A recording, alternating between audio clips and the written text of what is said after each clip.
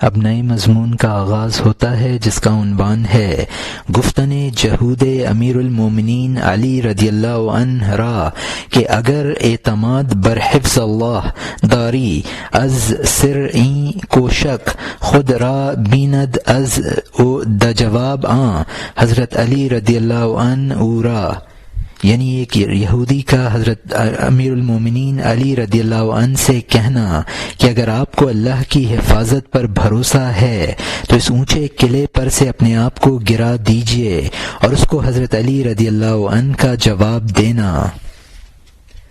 یہاں مترجم نے حاشیے میں لکھا ہے کہ امتحان لینا عاشقوں کا کام نہیں ہے، یہ تو مخالفت کی دلیل ہے۔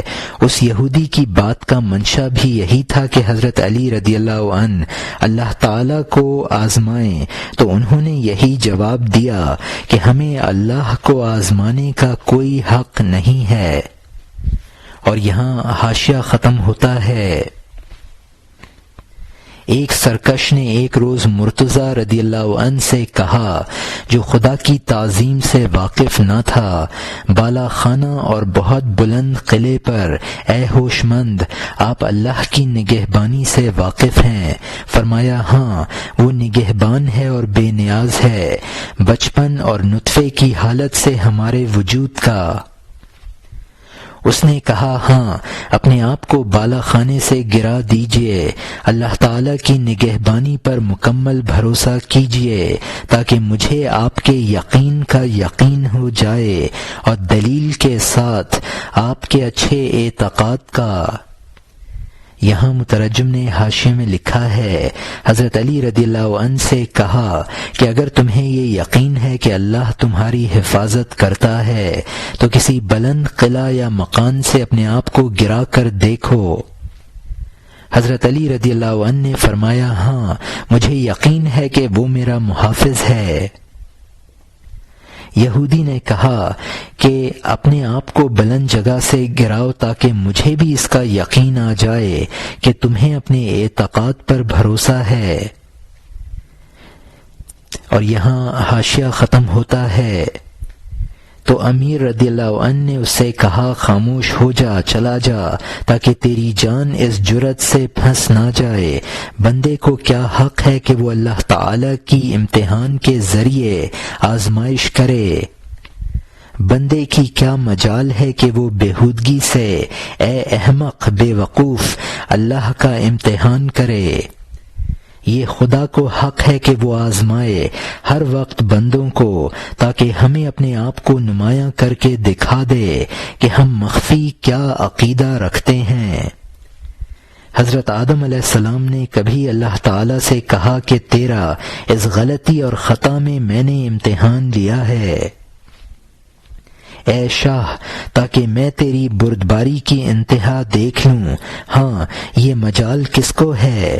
چونکہ تیری عقل گستاخ ہے، تیرا عذر گناہ سے بھی بدتر ہے۔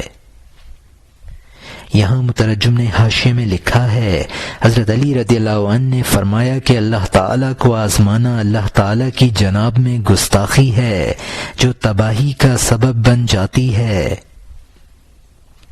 آزمانے کا حق خدا کو ہے تاکہ وہ بندے کو یہ دکھا دے کہ تمہارا عقیدہ دراصل کیا ہے۔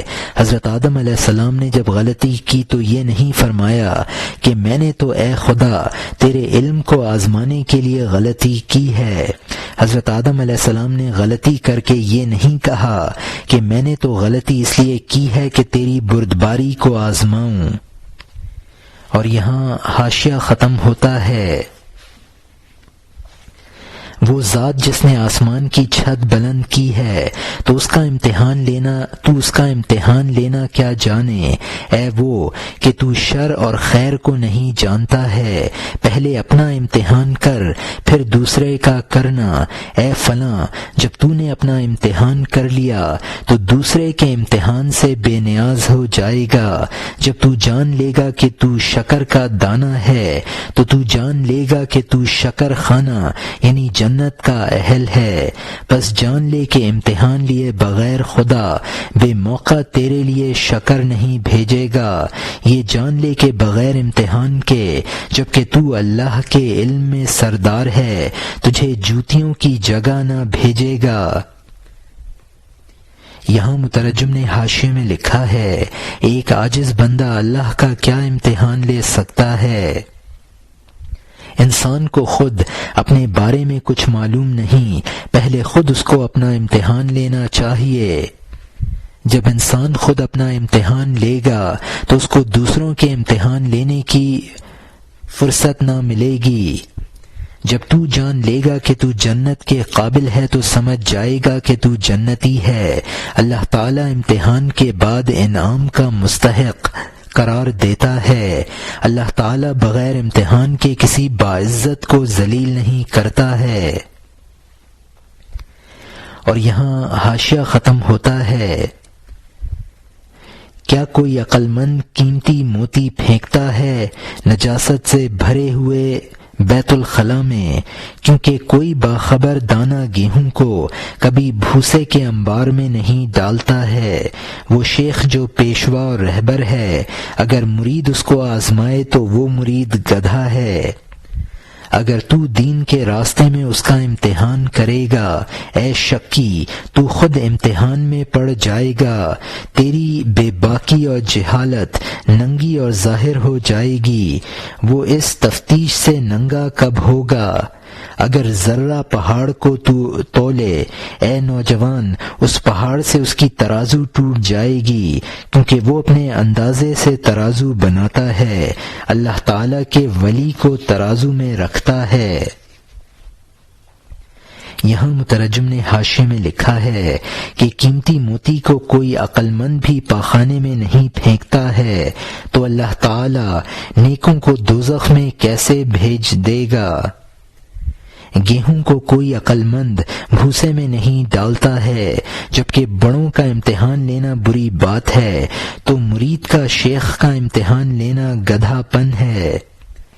شیخ کا امتحان لے گا تو مرید خود ذلیل ہو جائے گا۔ مرید شیخ کے سامنے ایک ذرہ ہے، مرید اپنے اندازے سے ترازو بناتا ہے، شیخ اس ترازو میں کیسے سما سکتا ہے؟ لا محالہ وہ ترازو ٹوٹ جائے گی۔ اور یہاں حاشیہ ختم ہوتا ہے، جبکہ وہ عقل کی ترازو میں نہیں سماتا ہے تو عقل کے ترازو کو توڑ ڈالتا ہے۔ امتحان لینا اس میں تصرف کرنے کی طرح سمجھ جا، ایسے شاہ پر تصرف نہ کر، نقوش کیا تصرف کر سکیں گے ایسے نقاش پر آزمانے کے لیے؟ اگر ان نقوش نے امتحان لینا جانا اور سمجھا ہے، کیا نقاش ہی نے ان کو اس پر نقش نہیں کیا ہے؟ یہاں مترجم نے حاشیے میں لکھا ہے کہ شیخ کا امتحان کے بعد گویا شیخ پر تصرف کرنا ہے، شیخ نے ایسے ہی اس کو کشف و تصرف سکھایا ہے، اور اس میں قوت تصرف اور کشف شیخ کے نقوش ہیں۔ نقوش نقاش کا کیا امتحان لے سکتے ہیں؟ اگر کشف کے ذریعے اس کے مقام کو آزماتا ہے تو یہ کشف بھی شیخ ہی کا عطا کردہ ہے۔ یہ کشف شیخ کے کشف کے بالمقابل ہیچ ہے۔ شیخ کو آزمانے کا وسوسہ بھی دل میں آنا مرید کی تباہی کا سبب ہے۔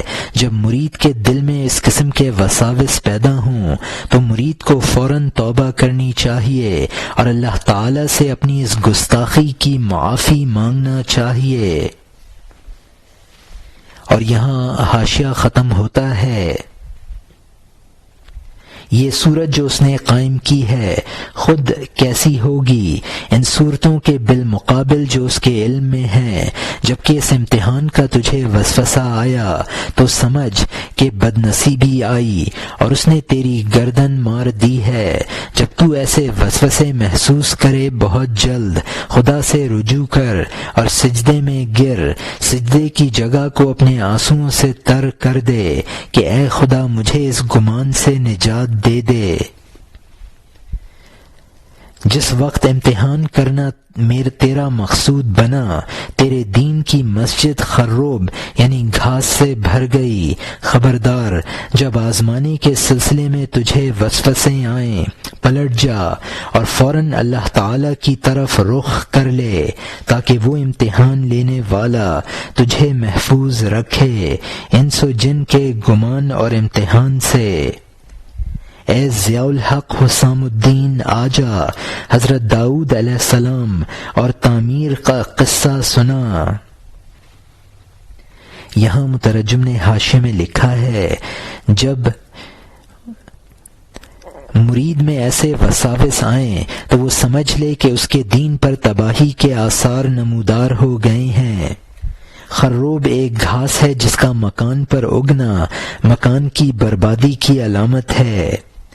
چونکہ پہلے اشعار میں مولانا نے فرمایا تھا کہ تیرے دین کی مسجد میں خروب گھاس اگائی ہے، تو مولانا کا ذہن مسجد اقصی کی طرف منتقل ہو گیا جس میں خروب گھاس اگائی تھی، یعنی حضرت داؤد علیہ السلام کا مسجد اقصی تعمیر کرنے کا قصہ۔ اور یہاں حاشیہ ختم ہوتا ہے، اب نئے مضمون کا آغاز ہوتا ہے جس کا عنوان ہے قصہ مسجد اقصی و خروب رستن و عزم کردن داؤد علیہ السلام پیش از سلیمان علیہ السلام بر بنائے مسجد و موقوف شدن یعنی مسجد اقصی اور خروب اگنے کا بیان اور حضرت داؤد علیہ السلام کا حضرت سلیمان علیہ السلام سے پہلے اس مسجد کو تعمیر کرنے کا قصد اور اس کا رک جانا۔ جب داؤدی ارادہ سخت ہو گیا کہ مسجد اقصی کی پتھر سے تعمیر کریں، اللہ نے ان کو وحی بھیجی کہ یہ چھوڑ، کیونکہ تیرے ہاتھ سے یہ مکان تعمیر نہ ہوگا، ہماری تقدیر میں یہ نہیں ہے کہ تو اس مسجد اقصی کو اے منتخب بلند کرے۔ انہوں نے کہا، اے رازوں کے جاننے والے، میری کیا خطا ہے کہ آپ مجھ سے فرماتے ہیں کہ مسجد نہ بنا؟ فرمایا، تو نے بغیر کسی جرم کے بہت خون کیے ہیں، مظلوموں کے خون گردن پر لیے ہیں، کیونکہ بے شمار لوگوں نے تیری آواز سے جان دے دی اور وہ اس کے شکار بن گئے، تیری آواز پر بہت خون ہوئے ہیں، تیری حسین جان کو مشغول کرنے والی آواز کی وجہ سے۔ یہاں مترجم نے حاشیے میں لکھا ہے، حضرت سلیمان علیہ السلام سے پہلے حضرت داؤد علیہ السلام نے مسجد اقصی کی تعمیر کا ارادہ کیا۔ اللہ تعالیٰ نے حضرت داؤد علیہ السلام کو مسجد اقصی کی تعمیر سے روک دیا اور فرمایا کہ ہماری تقدیر میں تم اس کو تعمیر نہ کر سکو گے۔ حضرت داؤد علیہ السلام نے اللہ تعالیٰ سے عرض کیا کہ میری کیا خطا ہے کہ مجھے مسجد کی تعمیر سے روکا جا رہا ہے۔ حضرت داؤد علیہ السلام جب خوش الہانی سے زبور پڑھتے تھے تو بہت سے سننے والے جاں بحق ہو جاتے تھے۔ اور یہاں حاشیہ ختم ہوتا ہے، انہوں نے عرض کیا، میں تجھ سے مغلوب اور تیرا مست تھا، میرا ہاتھ تیرے ہاتھ سے بندھا ہوا تھا، کیا ایسا نہیں ہے کہ شاہ کا مغلوب قابل رحم ہوتا ہے؟ کیا ایسا نہیں ہے کہ المغلوب کالمعدوم یعنی مغلوب معدوم کی طرح ہوتا ہے؟ اللہ نے فرمایا، اے مغلوب، تیرا معدوم ہونا کہاں ہے؟ معدوم ہونا محض نسبتی ہوتا ہے۔ سنو، ایسا معدوم جو اپنے آپ سے جدا ہو گیا ہے تو وہ فربا اور بہترین موجودات میں سے ہے۔ یہاں مترجم نے حاشیے میں لکھا ہے، حضرت داؤد علیہ السلام نے فرمایا کہ میں زبور پڑھتے وقت جوش اور عشق خداوندی میں مغلوب ہوتا ہوں اور دست قدرت سے میرے ہاتھ بندھے ہوئے ہوتے ہیں۔ جو شاہ کا مجنون ہوتا ہے وہ قابل رحم اور فانی ہوتا ہے، اس پر کوئی مواخذہ نہیں ہوتا ہے۔ اللہ تعالیٰ نے فرمایا اے مغلوب تو بالکلیہ معدوم نہیں ہے، صرف اپنے اوصاف کو اللہ کے اوصاف میں گم کر دینے کے اعتبار سے معدوم ہے۔ جو اس طرح کا معدوم ہو تو وہ اشرف الموجودات ہے۔ اور یہاں حاشیہ ختم ہوتا ہے۔ اس کو خدا کی صفات کی نسبت سے فنا حاصل ہے، یقیناً حقیقتاً فنا میں اس کی بقا ہے، تمام روحیں اس کے انتظام میں ہیں، تمام اجسام بھی اس کی قدرت میں ہیں۔ جو ہماری مہربانی میں مغلوب ہے وہ مجبور نہیں ہے بلکہ دوستی کی وجہ سے با اختیار ہے۔ یہاں مترجم نے حاشیے میں لکھا ہے اس نے اپنے آپ کو اللہ کی صفات میں فنا کر دیا ہے، تو اس کی فنا تو دراصل بقا ہے۔ اب اس فانی فی اللہ اور باقی باللہ کو وہ مقام حاصل ہے کہ تمام روحیں اس کے زیر تصرف ہیں اور تمام اجسام اس کے زیر نگی ہیں۔ جو ہم میں فنا ہو گیا وہ مستر نہیں ہے بلکہ وہ محبوب ہونے کی وجہ سے با اختیار ہے۔ اور یہاں حاشیہ ختم ہوتا ہے۔ خود اختیار کا اخیر یہ ہے کہ اس کا اختیار اس جگہ گم ہو جائے۔ اگر اس کا اختیار لذیذ نہ ہوتا تو وہ خود ہی سے محو کیوں ہوتا؟ دنیا میں خواہ کوئی لقمہ یا کوئی گھونٹ ہے، اس کی لذت محو کی لذت کی شاخ ہے، اگرچہ وہ لذتوں سے بیگانہ ہو گیا ہے، وہ بھی ایک لذت تھی جس لذت کو اس نے حاصل کر لیا۔ یہاں مترجم نے حاشیے میں لکھا ہے کہ بندہ کا اعلیٰ درجہ کا اختیار تو یہی ہے کہ وہ ہماری مرضیات میں گم ہو جائے۔ اس کو اگر اس اختیار میں لطف نہ آتا تو اپنے آپ کو کیوں فنا کرتا؟ دنیا کی تمام تر لذتیں خواہ کھانے کی ہوں یا پینے کی، وہ اس پر ہی بنی ہیں کہ اس پر ہی مبنی ہیں کہ اس چیز کی لذت کو مٹا دیا جائے۔ فانی فی اللہ اگرچہ دنیاوی لذتوں کو مٹا دیتا ہے لیکن یہ ترک لذات اس کے لیے لذت بن جاتی ہے۔ اور یہاں حاشیہ ختم ہوتا ہے۔ جو مغلوب ہوا وہ مرحوم ہو گیا، وہ اس کی رحمت کے سمندروں میں معدوم ہو گیا۔ ایسا معدوم نہیں کہ موجود میں سے کوئی سخاوت کے وقت اس پر غالب آ سکے، بلکہ وہ موجودات کا والی بن گیا ہے۔ بغیر گمان اور بغیر نفاق اور بغیر ریاکاری کے، بے مثال کے اور بے مکان اور بے نشان کے، بغیر زمانہ اور بغیر ایسے اور ویسے کے، بغیر اشکال اور بغیر سوال اور بغیر جواب کے، دم نہ مار، واللہ اعلم بالصواب، اور خدا زیادہ بہتر جانتا ہے۔ یہاں مترجم نے حاشیے میں لکھا ہے کہ جو صفات باری سے مغلوب ہو گیا وہ اللہ کی رحمتوں کے سمندر میں غرق ہو کر رحمتوں کا مستحق ہو گیا ہے، لیکن وہ ایسا معدوم نہیں ہے کہ کوئی بھی موجود اس پر غالب آ سکے۔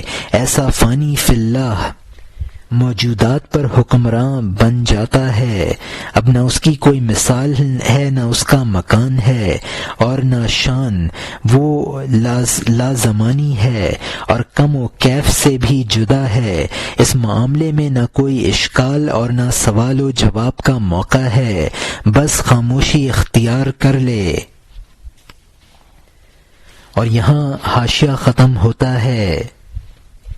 اب نئے مضمون کا آغاز ہوتا ہے جس کا عنوان ہے شرح انما المؤمنون اخوہ والعلماء كنفس واحدۃ خاصۃ، اتحاد داؤد و سلیمان و سائر انبیاء علیہم السلام کہ اگر یکے از ایشاں را منکر شوی ایمان تو بہیچ نبی درست نبا شد او این علامت اتحاد ست کہ اگر یک خاں ازاں ہزار خانہ ویراں کنی ہما ویراں شود او ویک او یک دیوار قائم نماند کہ لا نفرق بین احد من رسلی والعاقل تخفیہ الاشارہ و این خود از اشارت گزشت، یعنی اس کی شرح کے مومنین بھائی بھائی ہیں اور علماء ایک جان کی طرح ہیں، خصوصاً حضرت داؤد علیہ السلام اور سلیمان علیہ السلام اور بقیہ انبیاء علیہم السلام کا اتحاد ان پر سلام ہو کہ اگر تو ان میں سے ایک کا منکر ہو تو تیرا کسی نبی پر ایمان درست نہ ہوگا۔ اور یہ اتحاد کی علامت ہے کہ اگر 1000 گھروں میں سے تو ایک کو ویران کرے گا تو سب ویران ہو جائیں گے اور ایک دیوار بھی قائم نہ رہے گی، کیونکہ ہم اس کے رسولوں میں سے کسی میں تفریق نہیں کرتے ہیں، اور عقل مند کے لیے اشارہ کافی ہے، اور یہ تو اشارے سے بڑھ گیا ہے۔ تو خدا کی جانب سے حضرت داؤد علیہ السلام کو خطاب ہوا کہ اے منتخب پیغمبر، نیک صورت، اس بات سے دل کو فکر میں مبتلا نہ کر، رنج کو اپنے اندر راستہ نہ دے اور غم نہ کر۔ اگر وہ مسجد تیری کوشش اور طاقت سے نہ بنے گی لیکن تیرا لڑکا اس کو بنائے گا، اگرچہ تیری کوشش سے یہ جگہ نہ بنے گی لیکن تیرا لڑکا اس کو مکمل کرے گا۔ اے دانا، اس کا کیا ہوا تیرا کیا ہوا ہے۔ مومنوں کا باہمی قدیم اتحاد سمجھ۔ مومنین متحد ہیں لیکن ایمان ایک ہے، ان کے جسم چند ہیں لیکن جان ایک ہے۔ عقل اور جان جو بیل اور گدھے میں ہے، اس کے علاوہ انسان کی عقل اور جان دوسری ہے۔ یہاں مترجم نے حاشیے میں لکھا ہے، قرآن پاک میں ہے انما المؤمنون الاخوہ، یعنی مومنین آپس میں بھائی بھائی ہیں، اور مشہور مقولہ ہے العلماء کنفس واحدہ، یعنی علماء ایک جان ہیں۔ یہ اخوہ اور اتحاد، یہ اخوت اور اتحاد ایمان کی وحدت کی بنیاد پر ہے۔ قرآن پاک میں فرمایا گیا ہے لا نفرق بین احد من رسلی، یعنی ہم اس کے رسولوں میں سے کسی میں تفریق نہیں کرتے ہیں۔ اسی بنا پر یہ حکم ہے کہ ایک نبی کا کفر تمام انبیاء کا کفر ہے، یعنی اس خبر سے کہ تم مسجد اقصی کی تعمیر نہ کر سکو گے۔ مومنین اگرچہ گنتی میں متحد ہیں لیکن ان میں وحدت ایمانی ہے۔ روح انسانی جو ایک لطیفہ ربانی ہے وہ روح حیوانی کے علاوہ ہے۔ حیوانات میں صرف روح حیوانی ہے جو اتباع کے نزدیک ایک جسم لطیف بخاری ہے جو غذاؤں سے پیدا ہوتی ہے۔ چونکہ یہ بخار ہے اسی لیے مولانا رحمۃ اللہ علیہ نے اس کو روح باد کہا ہے۔ اور یہاں حاشیہ ختم ہوتا ہے۔ پھر انسان کی عقل اور جان کے علاوہ ولی اور نبی ہیں، اور ولی اور نبی میں اور جان ہے۔ حیوانی جان اتحاد نہیں رکھتی ہے تو یہ اتحاد ہوائی روح میں تلاش نہ کر۔ اگر یہ روٹی کھائے اس دوسری کا پیٹ نہیں بھرتا، اگر یہ بوجھ اٹھائے تو وہ بوجھل نہیں ہوتی بلکہ یہ اس کے مرنے سے خوشی مناتی ہے۔ اگر اس کا ساز و سامان دیکھتی ہے تو حسد سے مرتی ہے۔ بھیڑیوں اور کتوں کی جان ہر ایک جدا گانا ہے، خدا کے شیروں کی جان متحد ہے۔ یہاں مترجم نے حاشیے میں لکھا ہے کہ انبیاء اور اولیاء کی روح انسانی ایک قوی تر لطیفہ ربانی ہے۔ روح حیوانی ہر حیوان میں جدا گانا ہے۔ یہی وجہ ہے کہ ایک روح حیوانی اگر غذا حاصل کرتی ہے تو دوسری روح کو وہ غذا نہیں پہنچتی ہے۔ ان میں سے اگر ایک گراں بار ہوتی ہے دوسری کو اس سے گرانی نہیں ہوتی ہے۔ ایک روح حیوانی کی خوشی دوسرے کے رنج کا سبب ہے۔ یہاں شیران خدا سے مراد اولیاء اور انبیاء ہیں، اور یہاں حاشیہ ختم ہوتا ہے۔ میں نے ان کی جانوں کے لیے اسم جمع کا لفظ بولا کیونکہ جسم کی نسبت سے وہ 100 بن جاتی ہیں، جیسا کہ آسمان کے سورج کا ایک نور گھروں کے صحن کے اعتبار سے 100 بن جاتا ہے، لیکن ان سب کا نور ایک بن جاتا ہے جبکہ تو درمیان سے دیوار اٹھا دے، جبکہ جانوں کی بنیاد نہ رہے گی، مومن ایک جان بن جائیں گے۔ اس گفتگو سے اختلاف اور اشکال پیدا ہوتے ہیں کیونکہ یہ مثل نہیں ہے، مثال ہے۔ شیر کے وجود میں بہت فرق ہیں بہادر آدمی کے وجود کے اعتبار سے، لیکن اے خوش نظر، مثال کے وقت بہادری کے اعتبار سے اتحاد سمجھ۔ یہاں مترجم نے حاشیے میں لکھا ہے کہ انبیاء اور اولیاء کی روح انسانی ایک قوی تر لطیفہ ربانی ہے۔ روح حیوانی ہر حیوان میں جدا گانا ہے۔ یہی وجہ ہے کہ ایک روح حیوانی اگر غذا حاصل کرتی ہے تو دوسری روح کو وہ غذا نہیں پہنچتی ہے۔ ہم نے انبیاء اور اولیاء کی روح کے لیے جمع کا صیغہ بولا ہے، حالانکہ وہ ایک ہے، اس کا تعدد محض جسموں کے تعدد کی نسبت سے ہے۔ سورج کی دھوپ جبکہ مختلف سمتوں اور مکانوں پر پڑتی ہے تو اس میں تعدد ہے، ورنہ وہ ایک چیز ہے۔ روح انسانی کو سورج کے نور سے تشبیہ دینے سے بہت سے اشکالات پیدا ہو جائیں گے۔ مثل اور مثال میں یہ فرق ہے کہ مثل شے وہ کہلاتی ہے جو اس شے سے اس بات میں متحد ہو، اور مثال کا ہر صفت میں یکساں ہونا ضروری نہیں ہے۔ اگر ایک وصف میں بھی اتحاد ہے تو اس کو اس شے کی مثال کہہ سکتے ہیں۔ بہادر شخص کی شیر مثال ہے، حالانکہ دونوں میں بہت سی باتوں میں فرق ہے، صرف بہادری میں یکسانیت ہے۔ اور یہاں حاشیہ ختم ہوتا ہے کہ وہ بہادر شیر کی مثال ہے، تمام باتوں میں شیر کی مثل نہیں ہے۔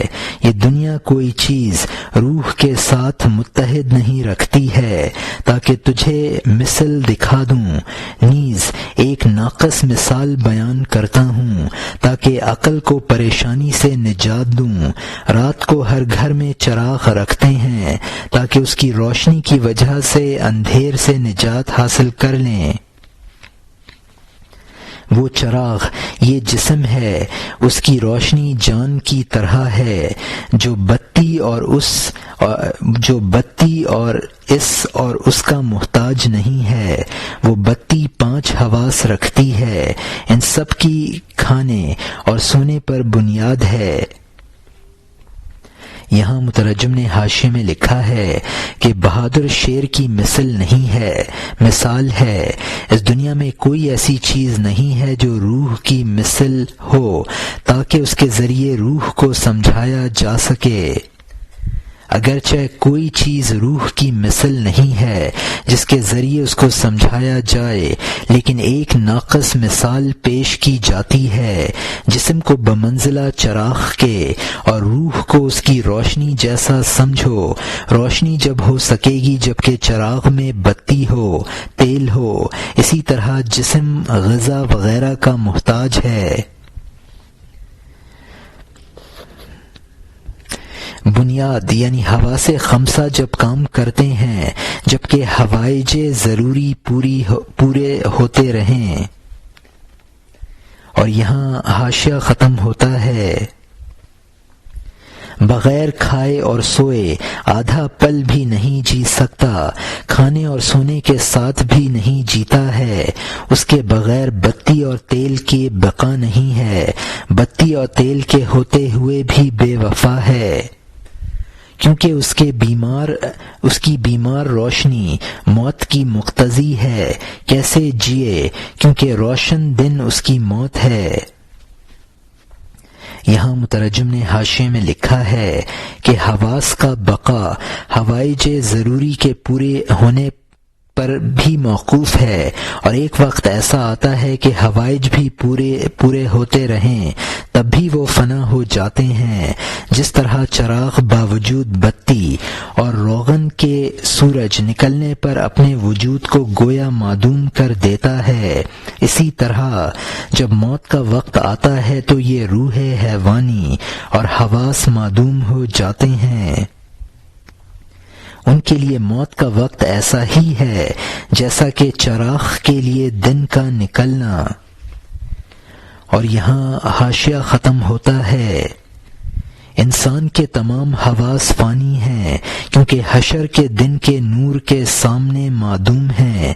ہمارے فانی حس اور جان کا نور گھاس کی طرح بالکلیہ فانی اور معدوم نہیں ہے، لیکن ستاروں اور چاند کی طرح سورج کی شعاع سے سب محو ہیں۔ یہاں مترجم نے حاشیے میں لکھا ہے جس طرح روح حیوانی کا بقا نہیں ہے، اسی طرح روح انسانی کا بھی بقا نہیں ہے۔ حشر میں تجلی رب کے سامنے اس کو بھی بقا نہ رہے گا۔ اس روح انسانی کی فنا گھاس پھوس کی فنا کی طرح کی نہیں ہے۔ روح انسانی کی فنا ایسی ہے جیسی کہ ستارہ کی فنا سورج کی موجودگی میں ہوتی ہے۔ اور یہاں حاشیہ ختم ہوتا ہے۔ جیسا کہ پسو کے زخم کی سوزش اور درد محو ہو جاتا ہے جب سانپ تیری جانب آ جائے، جیسا کہ ننگا پانی میں گھس جائے تاکہ پانی میں شہد کی مکھیوں کے کاٹنے سے نجات ہے۔ شہد کی مکھیاں اوپر چکر کاٹتی ہیں، وہ جب سر ابھارتا ہے اس کو معاف نہیں کرتی ہیں۔ یہاں مترجم نے حاشیے میں لکھا ہے کہ روح انسانی کی فنا کی دوسری مثال ہے کہ پسو کے کاٹے کا درد سانپ کے حملے کے وقت محو ہو جاتا ہے۔ تیسری مثال یہ ہے کہ روح انسانی کی محویت ایسی ہے جیسا کہ ننگا شہد کی مکھیوں کے ڈر سے پانی میں محو ہو جاتا ہے۔ شہد کے محال کی بڑی مکھیاں اس قدر تعاقب کرتی ہیں کہ پانی میں اگر غوطہ لگایا جائے تو وہ انتظار کرتی ہیں کہ باہر نکلے تو پھر کاٹیں۔ اور یہاں حاشیہ ختم ہوتا ہے۔ اللہ کی یاد پانی ہے اور شہد کی مکھی اس وقت اس فلاں اور اس فلاں کی یاد ہے۔ ذکر حق کے پانی میں سانس گھونٹ لے اور صبر کر تاکہ تو فکر اور پرانے خیالات سے نجات پا لے۔ اس کے بعد اس صاف پانی کی طبیعت سر سے پاؤں تک تو خود اختیار کر لے گا، جس طرح وہ شریر شہد کی مکھی پانی سے بھاگتی ہے تجھ سے بھی ڈرے گی۔ اس کے بعد اگر تو چاہے پانی سے جدا ہو جا، کیونکہ باطن کے اعتبار سے تو پانی کی طبیعت کا خواجہ تاش ہو گیا ہے۔ بہت سے وہ لوگ جو دنیا سے چلے گئے ہیں معدوم نہیں ہیں اور وہ اللہ کی صفات میں غرق ہیں۔ ان سب کی صفات اللہ تعالی کی صفات ہیں، ایسی ہی بے نشان ہیں، ایسے ہی بے نشان ہیں جیسا کہ ستارے سورج کے سامنے۔ اے سرکش، اگر تو قرآن سے ثبوت چاہتا ہے پڑھ لے جمیعہم لدینا محضرون، یعنی وہ سب ہمارے پاس حاضر کیے ہوئے ہیں۔ اچھی طرح سمجھ لے، حاضر کیے ہوئے معدوم نہیں ہوتے، تاکہ تو روحوں کے باقی رہنے کو یقینی طور پر جان لے۔ یہاں مترجم نے حاشیے میں لکھا ہے، اب مولانا ارشادی بات کی طرف منتقل ہو کر فرماتے ہیں کہ وساوس کا حال شہد کی مکھیوں کا سا ہے اور ان سے بچاؤ ذکر اللہ کے پانی کے ذریعے ہو سکتا ہے۔ جب انسان ترقی کرتا ہے تو خود اس کی طبیعت ذکر اللہ کی صفائی حاصل کر لیتی ہے اور طبیعت وساوس کو دور کرنے لگتی ہے، اور اس کو حفظ دم اور ذکر خفی وغیرہ کی ضرورت نہیں رہتی ہے۔ اب خود سالک کی طبیعت میں وہ خواص پیدا ہو جاتے ہیں جو افکار میں تھے۔ جس طرح روح انسانی بالکل فانی نہیں ہے، اسی طرح بہت سے بزرگ وہ ہیں جن کی موت فنائے محض نہیں ہے، بلکہ ان کے لیے موت کے معنی یہ ہیں کہ وہ صفات باری میں مستغرق ہیں۔ اللہ کی صفات میں وہ اسی طرح معدوم ہیں جس طرح ستارہ سورج کے سامنے معدوم ہوتا ہے۔ قرآن پاک میں ہے ان کانت الا صیحۃ واحدۃ فاذا هم جمیع لدینا محضرون، بس ایک زور کی آواز ہوگی تو ایک دم سے سب لوگ ہمارے حضور میں حاضر کیے جائیں گے۔ محضرون یعنی حاضر کیے جائیں گے کا لفظ اس بات کو بتاتا ہے کہ روحیں موجود تھیں، معدوم نہ تھیں۔ اور یہاں حاشیہ ختم ہوتا ہے۔ اس کی بقا سے رکی ہوئی روح عذاب میں ہے، جو روح بقا باللہ میں واصل بحق ہے وہ پردے سے پاک ہے۔ خلاصہ یہ ہے کہ اس حیوانی حس کے چراغ سے میں نے تجھے بتا دیا، خبردار اتحاد کا طالب نہ بننا۔ اے فلاں اپنی روح کو وابستہ کر دے، بہت جلد سالکوں کی پاک روحوں کے ساتھ تیرے 100 چراغ خواہ وہ مریں یا قائم رہیں آپس میں بہت جدا ہیں اور ایک نہیں ہیں۔ اس لیے ہمارے یہ سب ساتھی لڑتے ہیں۔ کسی نے انبیاء میں لڑائی کی بات نہیں سنی ہے، کیونکہ انبیاء کا نور سورج سے تھا، ہمارے حواس کا نور چراغ اور شمع اور دھواں ہے، ایک بجھ جاتا ہے، ایک دن تک رہتا ہے، ایک ٹمٹماتا ہے، دوسرا روشن ہے۔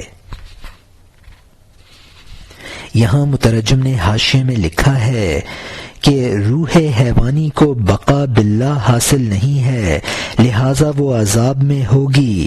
جو روح انسانی بقا باللہ حاصل کر لے گی اس کو رویت باری حاصل ہوگی۔ روح حیوانی سے اتصال اور اتحاد عذاب کا سبب ہے۔ اپنی روح کو سالکوں کی روح سے وابستہ کر لو تو دیدار رب حاصل ہوگا۔ ارواح حیوانی سے قطع نظر کرو، ان روحوں میں کوئی یگانگت نہیں ہوتی ہے۔ اس لیے ہمارے یہ سب ساتھی لڑتے ہیں۔ کسی نے انبیاء میں لڑائی کی بات نہیں سنی ہے، کیونکہ انبیاء کا نور سورج سے تھا، ہمارے حواس کا نور چراغ اور شمع اور دھواں ہے، ایک بجھ جاتا ہے، ایک دن تک رہتا ہے، ایک ٹمٹماتا ہے، دوسرا روشن ہے۔ یہاں مترجم نے حاشیے میں لکھا ہے کہ چونکہ عوام روح انسانی سے محروم ہیں، ان میں صرف روح حیوانی ہے جس میں یگانگت نہیں ہے، اسی لیے باہمی مختلف اور جنگ و جدل میں رہتے ہیں۔ انبیاء کی روح انسانی ہے جس میں وحدت ہے۔ انبیاء کی روحیں خورشید وحدت کا نور ہیں جو باہمی متحد ہیں۔ روح حیوانی وہی چراغ والی روشنی ہے، چونکہ ان میں اتحاد نہیں ہے اس لیے کوئی انسان دوسرے انسان کے احوال سے متاثر نہیں ہوتا ہے۔ اور یہاں حاشیہ ختم ہوتا ہے۔ حیوانی روح غذا سے زندہ رہتی ہے، وہ اچھائی اور برائی کے ساتھ مر بھی جاتی ہے۔ اگر یہ چراغ بجھ جائے اور لپٹ جائے، پڑوسی کا گھر تاریک کب ہوگا؟ جب اس گھر کی روشنی اس کے بغیر بھی قائم ہے تو حس کا چراغ ہر گھر کا جدا ہے۔ یہ روح حیوانی کی مثال ہے، نہ کہ ربانی روح کی مثال۔ پھر رات کی تاریکی سے جب چاند نکلا، ہر سوراخ پر روشنی پڑی۔ یہاں مترجم نے حاشیے میں لکھا ہے کہ روح حیوانی غذاؤں سے زندہ ہے اور پھر اس کے لیے فنا ہے۔ روح حیوانی کی مثال چراغ کی روشنی کی سی ہے۔ اگر ایک چراغ بجھ جائے تو دوسرے کے گھر کا چراغ جلتا رہتا ہے۔ جب ایک گھر کے چراغ کے بجھنے سے دوسرے گھر پر اندھیرا نہیں ہوتا ہے تو معلوم ہوا کہ دونوں جدا گانا ہیں، یعنی چراغ کی مثال روح انسانی کی مثال چاند کی روشنی کی سی ہے۔ جب چاند طلوع کرتا ہے تو سب گھروں میں نور پھیلتا ہے، تو ان سب گھروں کے نور میں وحدت ہے۔ اور یہاں حاشیہ ختم ہوتا ہے، ان 100 گھروں کی روشنی کو تو ایک سمجھ، کیونکہ اس کا نور اس دوسرے کے بغیر نہیں رہتا ہے۔ جب تک سورج افق پر روشن ہے ہر گھر میں اس کا نور مہمان ہے، پھر جب روح کا سورج غروب کر جاتا ہے تمام جانوں کا نور زائل ہو جاتا ہے۔ یہ نور کی مثال ہے، مثل نہیں ہے۔ تیرے لیے ہادی ہے، دشمن کے لیے رہزن ہے۔ وہ بدخو مکڑی کی طرح گندے پردے بنتا ہے، اپنے لعاب سے اس نے نور پر پردہ ڈال دیا، اپنے احساس کی آنکھ کو اندھا بنا لیا۔ اگر گھوڑے کی گردن پکڑ لے گا فائدہ اٹھائے گا، اور اگر اس کے پاؤں پکڑے گا لاتیں کھائے گا۔ سرکش گھوڑے پر بے لگام نہ چڑھ، عقل اور دین کو پیشرو بنا لے، والسلام۔ اس راستے کو سست اور پست نہ سمجھ، کیونکہ اس راستے میں صبر کرنا جانوں کے لیے شاق ہے۔ واپس چل اور مسجد کا قصہ کہہ، نیک خصلت سلیمان علیہ السلام نبی کے ساتھ جو ہوا۔ یہاں مترجم نے حاشیے میں لکھا ہے، روح انسانی میں چونکہ وحدت ہے، اسی لیے شیخ کامل اپنی زندگی میں چاند کی طرح ہر مرید کو روشنی عطا کرتا رہتا ہے۔ جب وہ شیخ اپنی توجہ ہٹا لیتا ہے تو مریدوں میں استفاضہ کی وہ پہلی سی کیفیت نہیں رہتی ہے۔ میں نے ذات مقدس اور اس کی نور کی مثال سورج اور اس کی روشنی سے دی ہے۔ یہ مثال ہے جو تمام حیثیتوں سے مثل اللہ کی طرح نہیں ہوتی ہے۔ تیرے لیے یہ مثال ہدایت کا کام کرے گی، اور دشمن یعنی فلسفی کے لیے جو اسرار معرفت میں قیاس کو دخیل بناتا ہے رہزن بنے گی اور اس کو مزید گمراہ کر دے گی۔ فلسفی کی مثال مکڑی کی سی ہے جو خود اپنے اوپر اپنے لعاب سے نور کو مخفی کر لیتی ہے۔ مکڑی اپنے لعاب سے اپنے اوپر جالا تن کر اپنے آپ کو روشنی سے محروم کرتی ہے۔ اسی طرح منکر اور معترض اپنے اعتراضات کے ذریعے اپنے ادراک کو نور سے محروم کر دیتا ہے۔ گھوڑے پر قاعدے سے سوار ہوگا تو فائدہ اٹھا لے گا، اور اگر اس کے پاؤں پکڑنے کی کوشش کرے گا تو لات کھائے گا۔ وہی مثال کلام حق اور اسرار معرفت کی ہے کہ اس پر صحیح طریقے سے غور کرو گے تو فائدہ اٹھا لو گے، اور معترضانہ نگاہ ڈالو گے تو تباہی ہوگی۔ راہ سلوک کو آسان اور حقیر نہ سمجھنا، اس راستے میں بہت صبر و استقلال کی ضرورت ہے، جو نفس پر بہت شاق و گراں ہے۔ اور یہاں حاشیہ ختم ہوتا ہے۔ اب نئے مضمون کا آغاز ہوتا ہے جس کا عنوان ہے بقیہ قصہ بنائے مسجد اقصی از دست سلیمان علیہ السلام، یعنی حضرت سلیمان علیہ السلام کے ہاتھ سے مسجد اقصی کی تعمیر کے قصہ کا بقیہ۔ جب حضرت سلیمان علیہ السلام نے تعمیر ابتدا کی جو کعبہ کی طرح پاک اور بستی کی طرح بابرکت ہے اور منی کی طرح بابرکت ہے، اس کی تعمیر میں شان و شوکت نظر آتی تھی، دوسری عمارتوں کی طرح ٹھٹری ہوئی نہ تھی۔ تعمیر میں جو پتھر پہاڑ سے ٹوٹتا تھا وہ پہلے سے ہی مجھے لے چلو علل اعلان کہتا تھا۔ آدم علیہ السلام کے مجسمہ کے پانی اور مٹی کی طرح پہاڑ کے ان ٹکڑوں سے نور چمکتا تھا۔ یہاں مترجم نے حاشیے میں لکھا ہے کہ پہاڑ کا پتھر خود بول پڑتا تھا کہ مجھے لے جا کر تعمیر میں لگاؤ، جس طرح آدم علیہ السلام کے مجسمہ کی مٹی اور پانی پر نور تھا، اسی طرح اس مسجد اقصی کے پتھر، پانی اور مٹی پر نور تھے۔ اور یہاں حاشیہ ختم ہوتا ہے۔ پتھر اٹھانے والوں کے بغیر آنے لگے، وہ در اور دیواریں زندہ ہو گئیں۔ اللہ تعالیٰ فرماتا ہے کہ بہشت کی دیواریں اور دیواروں کی طرح بے جان اور بھدی نہیں ہیں، جیسے کہ جسم کے درد دیوار حساس ہیں، چونکہ وہ شہنشاہی گھر ہے، زندہ رہے گا۔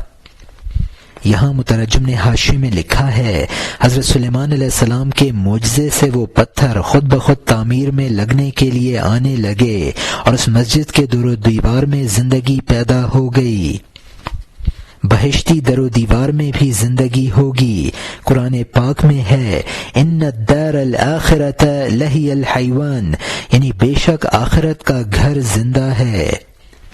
انسان کا جسم پانی مٹی سے بنا ہے اور اس میں زندگی ہے، تو جنت کے در و دیوار میں زندگی کیوں نہ ہوگی؟ اور یہاں حاشیہ ختم ہوتا ہے۔ درخت بھی اور پھل بھی، صاف پانی بھی بہشتی کے ساتھ بات چیت اور گفتگو میں ہوں گے، کیونکہ جنت کو اوزاروں سے تعمیر نہیں کیا ہے بلکہ تیرے بے دین کے اعمال سے بنایا ہے، بلکہ تیرے بے دین کے اعمال سے بنایا ہے۔ یہ عمارت مردہ پانی اور مٹی سے بنی ہے، وہ عمارت زندہ عبادت سے بنی ہے۔ یہ اپنی اصل کی طرح پرخلل ہے اور اپنی اصل کے ساتھ مشابہ ہے جو علم اور عمل ہے۔ تخت اور قلعہ بھی اور تاج اور کپڑے بھی بہشتی کے ساتھ سوال و جواب میں ہوں گے۔ فرش بغیر فراش کے لپٹا ہوا ہوگا، گھر بغیر جھاڑو دینے والے کے جھڑا ہوا ہوگا۔ یہاں مترجم نے حاشیے میں لکھا ہے کہ جنت کی ہر چیز میں حیات اور زندگی ہوگی اور جنتیوں سے گفتگو کرے گی۔ جنت کی تعمیر انسانوں کے نیک عملوں سے ہوگی۔ دنیاوی مکانات مردہ مٹی پانی سے بنتے ہیں، لہذا وہ مردہ ہوتے ہیں۔ جنت زندہ عبادتوں سے تعمیر ہوگی تو اس میں زندگی ہوگی۔ جنت کے تخت و قلعے اور لباس اور تاج سب زندہ ہوں گے، چونکہ وہاں کے فرش میں بھی زندگی ہوگی، لہذا وہ خود بچھے گا اور لپٹ جائے گا۔ چونکہ گھر میں بھی زندگی ہوگی، لہذا وہ خود اپنے آپ کو صاف کر لے گا۔ اور یہاں حاشیہ ختم ہوتا ہے۔ اس کا تخت بغیر کسی اٹھانے والے کے چلنے والا ہو گیا، حلقہ اور در مطرب اور قوال ہو گیا۔ دل کے گھر کو دیکھ جو گناہوں کے غم سے الجھا ہوتا ہے، بغیر جھاڑو کے توبہ سے صاف ہو جاتا ہے۔ دل میں جنت کی زندگی ہے، جبکہ میری زبان سے ادا نہیں ہو سکتی، تو کیا فائدہ جب مسجد اقصی مکمل ہو گئی۔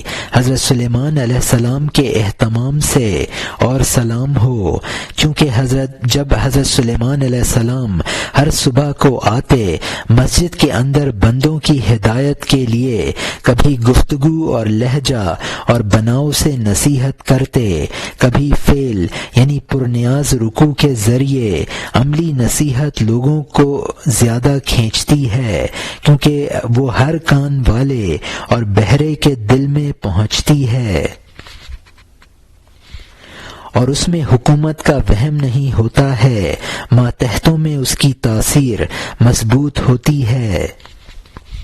یہاں مترجم نے حاشیے میں لکھا ہے کہ جنت کا تخت خود بخود چلے گا، جنتی کی خواہش کے مطابق دروازے کی زنجیریں اور دروازہ خود مطرب اور قوال کا کام کرنے لگیں گے۔ جھاڑو دینے والے کے بغیر جنتی گھر کے صاف ہو جانے پر تعجب نہ کرو، خود اپنے دل کو دیکھو، گناہوں سے آلودہ ہوتا ہے اور توبہ سے خود بخود صاف ہو جاتا ہے۔ دل کی زندگی کی پوری کیفیت سمجھانے سے زبان قاصر ہے۔ مسجد اقصی کے مکمل ہو جانے پر حضرت سلیمان علیہ السلام روزانہ صبح کو مسجد میں تشریف لے جاتے اور لوگوں کو راہ حق کی ہدایت کرتے۔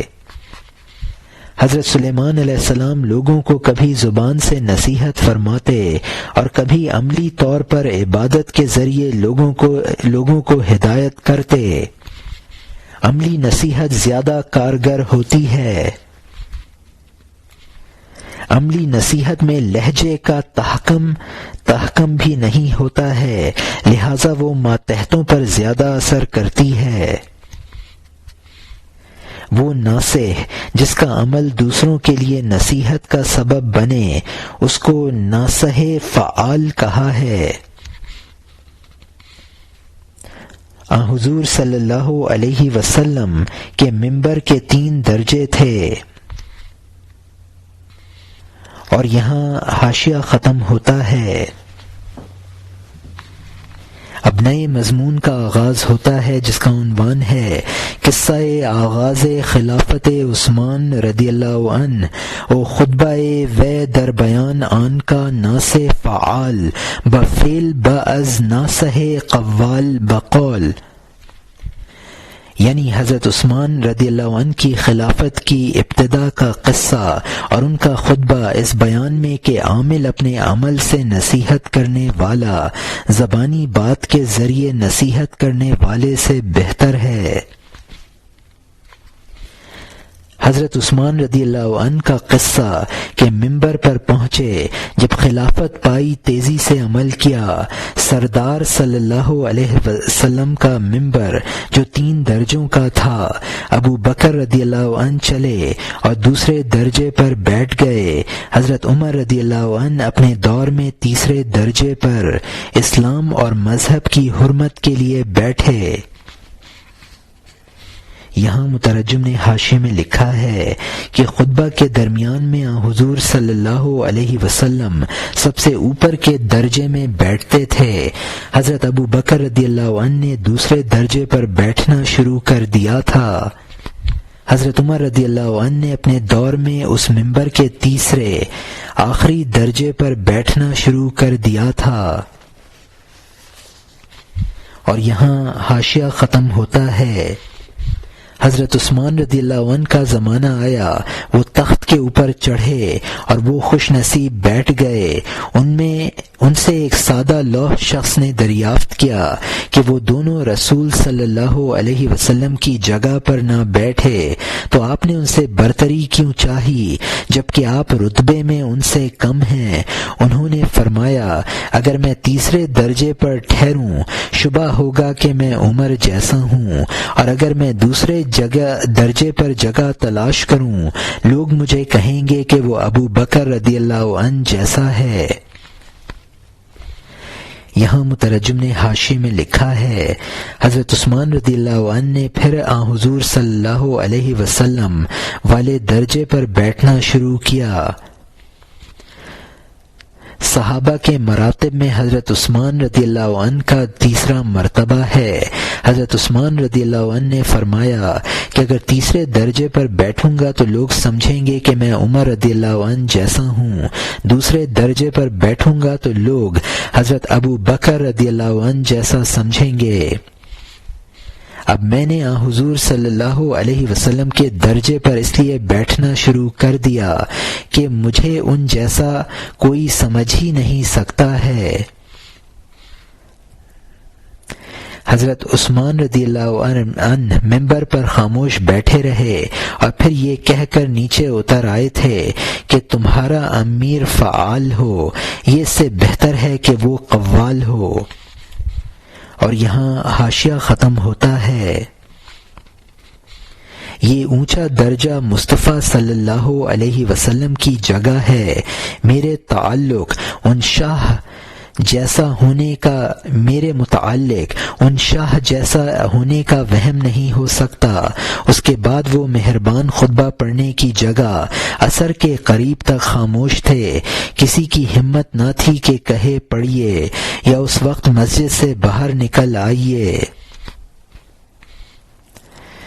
ہر خاص و عام پر ہیبت بیٹھی ہوئی تھی۔ اللہ تعالیٰ کے نور سے صحن اور بالا خانہ پر تھا۔ جو بینا تھا وہ اس کے نور کو دیکھنے والا تھا۔ اندھا بھی اس نور سے گرم ہو رہا تھا۔ گرمی کی وجہ سے اندھا بھی سمجھ رہا تھا کہ مکمل سورج نکل آیا ہے، لیکن یہ گرمی آنکھ کو کھول دیتی ہے تاکہ آنکھ ہر سنی ہوئی بات کو دیکھ لے۔ اس کی گرمی میں ایک تنگ دلی اور ایک حالت ہے، اس گرمی سے دل میں ایک کشادگی اور وسعت ہے۔ یہاں مترجم نے حاشیے میں لکھا ہے، حضرت عثمان رضی اللہ عنہ ممبر پر خاموش بیٹھے تھے اور کسی کی یہ مجال نہ تھی کہ ان سے خطبہ کو کہے یا اٹھ کر چلا جائے، اور اس وقت وہ مظہر نور خداوندی بنے ہوئے تھے۔ لوگ جنہیں اس نور کی صلاحیت تھی وہ اس کا مشاہدہ کر رہے تھے، بقیہ لوگ بھی اس کے اثرات محسوس کر رہے تھے۔ اندھا سورج کی گرمی سے سورج کے طلوع کو سمجھتا ہے، لیکن اس نور کی گرمی انسان کو بینا بنا دیتی ہے۔ اور یہاں حاشیہ ختم ہوتا ہے۔